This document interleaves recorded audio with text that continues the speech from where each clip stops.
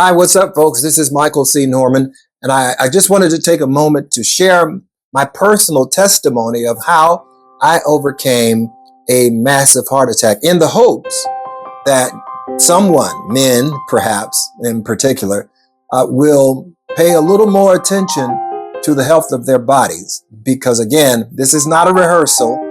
You're only here one time and one time only. And so my personal testimony is the fact that I thought I was in good health. I mean, I played basketball from time to time. I was running and walking for like a mile a day, 2 miles a day. So I thought I was in pretty good health condition until one weekend, my wife and I, we were on a family trip. And as we were traveling, we had to go from one airport to the next airport. And I'm telling you, that was probably one of the hardest trips I've ever had to be on because my chest was just burning the whole time. And as we were going from terminal to terminal, from airport to airport, it just didn't give in. It didn't relent. And so that's a Saturday, Friday. That's a Friday. We got home on a Friday. So I thought, of course, I had to take my wife's bags and my daughter's bags into the house, which again, I was concerned because I had never felt this pain. I felt this discomfort before, but again, I thought it was just because I was out of shape and, I need to go out and exercise a little bit more. But unbeknownst to me, there were greater issues going on in my body. So that Tuesday night, this is Friday, we got home. Saturday, I was feeling uneasy and the burn was still there, but it wasn't bad. Sunday was not as bad, but Monday, it just kind of got a little worse. So by Tuesday, I'm thinking, it's just acid indigestion. By Tuesday, it got the worst of it. And that night, I was trying to go to sleep, but I couldn't get to sleep because of the discomfort and the burning in my chest. I thought it was just acid indigestion. So I got up out of bed and I went into the bathroom and got some Tums. I got about maybe 3 of them, maybe 4 for good measures, and took it and went back to bed thinking this heartburn will subside and I can get to sleep. Well, it didn't. It continued till about 2 or 3 in the morning, and then maybe 4 in the morning. And I asked my wife, if you have something for heartburn? So I'm self-medicating, right? So I'm thinking it's heartburn. And she gave me something, and that didn't work. And then subsequently, I began, to get nauseous, and then started throwing up and vomiting and things of that nature. I did it like maybe 3 or 4 times.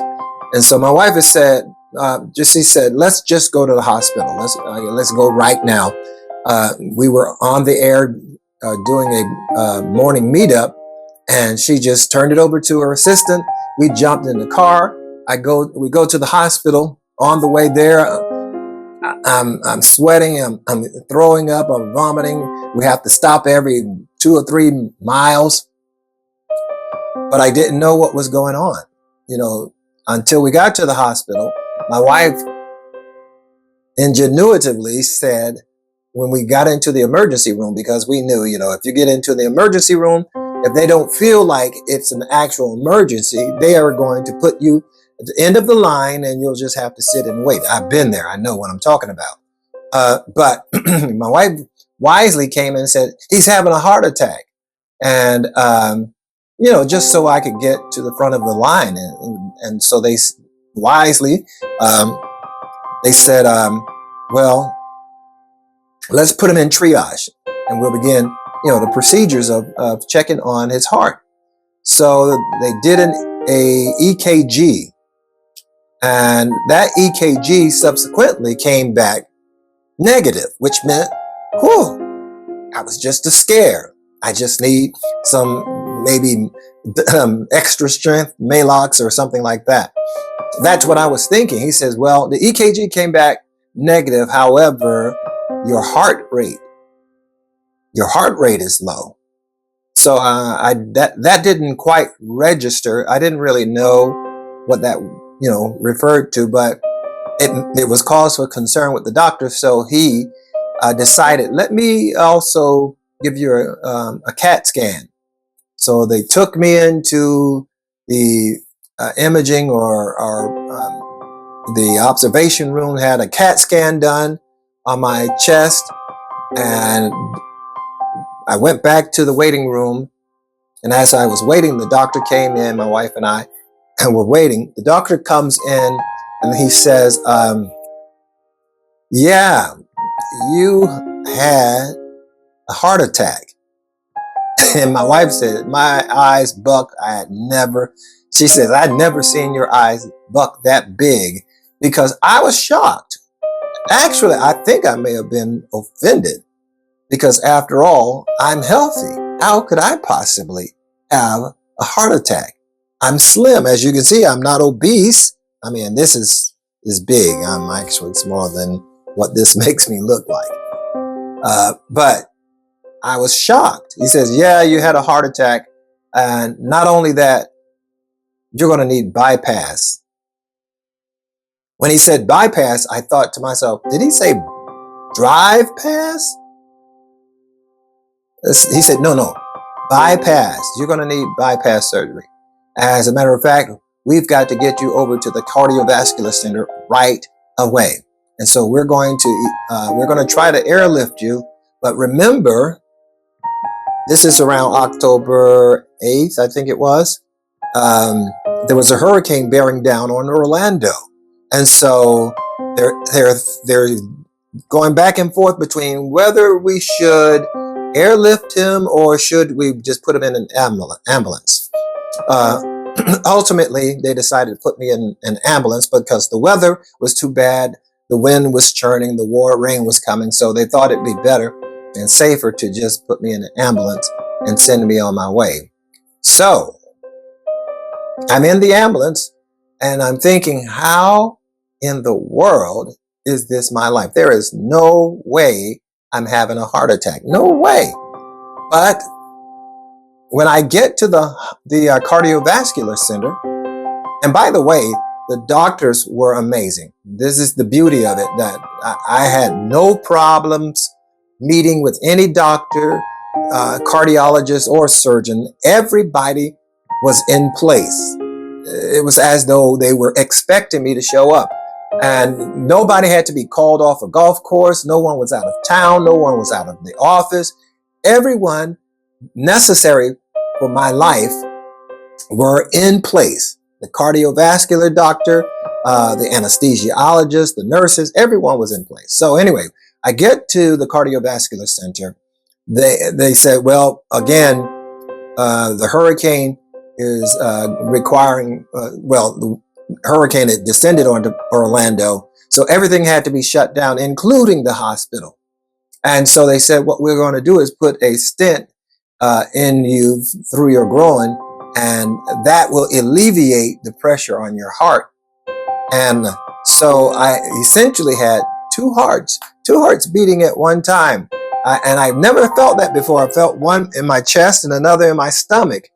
But that's how I had to be for the next 3 to 4 days while the hurricane passed through Orlando. And long story short, on I got in on, I believe, Wednesday, Thursday, Friday, Saturday, Sunday, and I had surgery on Monday. A funny story. So while I'm preparing for my surgery, I'm in critical care right now, in the critical care unit. And I can hear my neighbor and everyone on that floor was dealing with heart trouble of some sort. And so the neighbor of mine, I heard her next door just writhing and crying and just whimpering and in complete misery. So I thought to myself, oh my God, is that what I'm in for? Is that what's going to happen to me? Am I going to come out? Because after all, they're going to have to cut my chest open, stop my heart, stop my lungs, turn those responsibilities over to a machine, and then perform the bypass. Turns out I need not one, not two, not three, but 4 bypass, a quadruple bypass. Now, the miracle is this, that after 4 bypass, they don't even do the operation. What'll have to happen is you'll go on a wait list for heart transplant. And I'm only one number away from being on a heart transplant list, which who knows how long that will take, right? And but if there's any praiseworthiness, it's only the fact that it's a quadruple bypass. And so what they had to do was take a artery from my leg, and it turns out that we all have this extra artery or vein or whatever in our leg that they use for the bypass surgery. And long story short, it was a 6-hour procedure. And like I said, I was expecting that I would be coming back in total misery. But the truth of the matter is, I don't know if this is divine, but I'll call it so. It's divine because they literally had to cut my chest open to get to my heart and my lungs to give it to that responsibility to the machine. Oh, I forgot to finish the story about my neighbor. So while I was in CCU, critical care unit, preparing, this is the night before my surgery, I could hear my neighbor just over in her room, just writhing in agony and misery. And as I was listening, I thought to myself, I am in trouble. Because I'm thinking they're going to have to cut my chest open, literally break the sternum, open it up, access my heart, stop my lungs, turn it over to a heart and lung machine, and then do the procedure. Oh, and not to mention cutting, again, taking the artery or vein from my leg. So there's another incision that has to go in my leg to get the vein so that they can use for the quadruple bypass. So the doctor says to me, Mr. Norman, don't worry, you're going to be just fine, because, people react differently to pain. And so I don't think you're going to have a problem at all. And incidentally, I will say this is not only the most traumatic experience of my life. I've never been in the hospital. I've never really been sick. I'm 60, and for the last 57 years, I've been never having to go to the hospital unless I'm visiting someone. And these last 3 years have been especially challenging where it concerns prostate.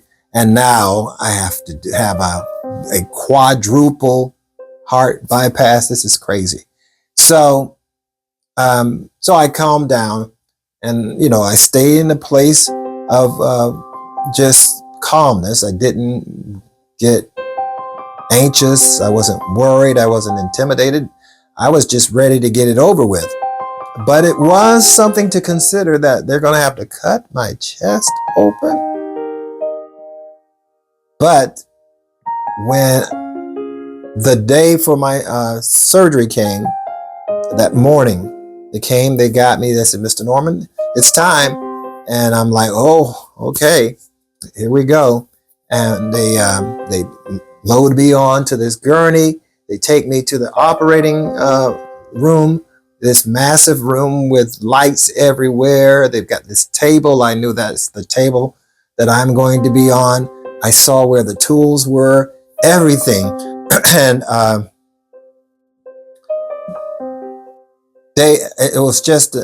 it really became real at that point. It became oh, this is not a dream. This is real.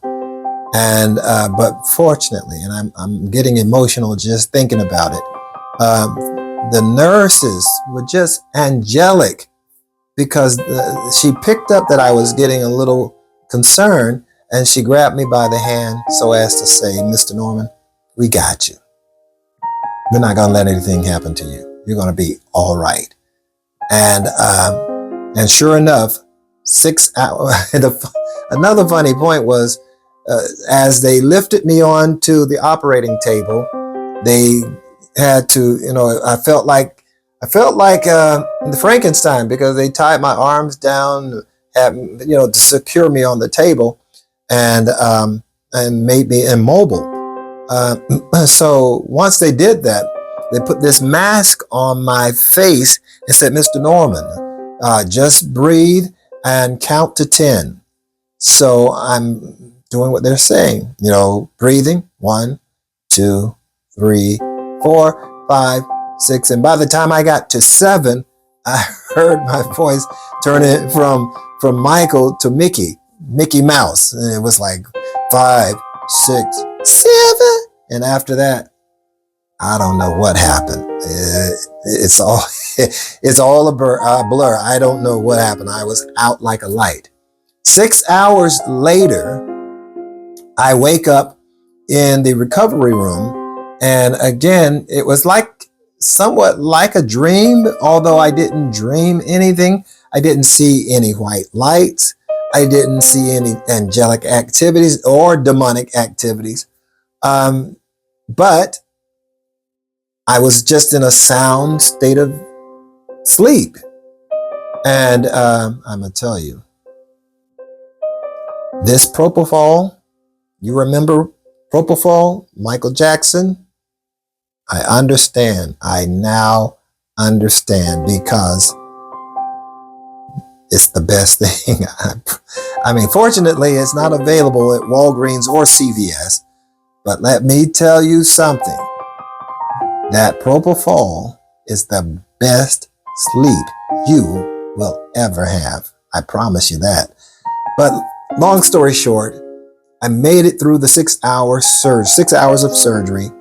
They put me in recovery, and it took me about maybe 3 days from that point to where now they want me to get up and start walking around. And I do that on I had surgery on the Monday, and by Wednesday I was walking around, and by Saturday they discharged me. I'm out of here.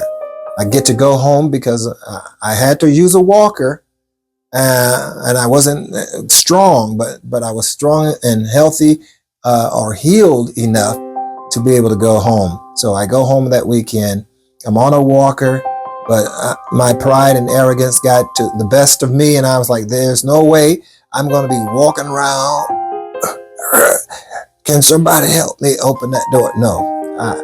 About the third day, the beauty of it is God gave me such a quick healing.